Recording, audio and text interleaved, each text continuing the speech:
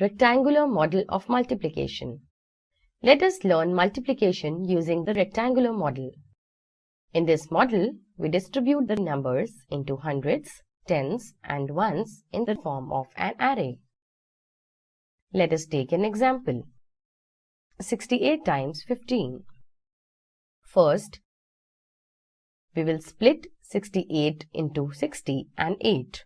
Then, we will split 15 into 10 and 5, as shown here. When we multiply 60 with 10, we get 600, and on multiplying 60 with 5, we get 300. Similarly, when we multiply 8 with 10, we get 80, and on multiplying 8 with 5, we get 40. Now we can put the addition symbol between each box. Now, let's write all the numbers and add them. So, 600 plus 300 plus 80 plus 40 is equal to 1020.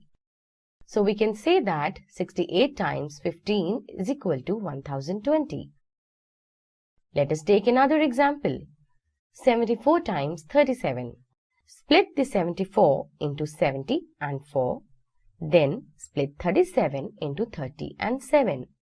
Now multiply 70 with 30 to get 2100 and 70 and 7 to get 490.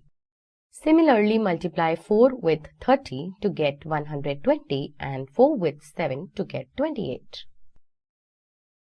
After putting the addition symbol between each box, let us write all the numbers and add them.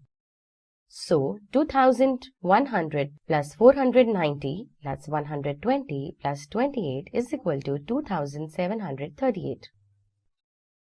So, we can say that 74 times 37 is equal to 2738.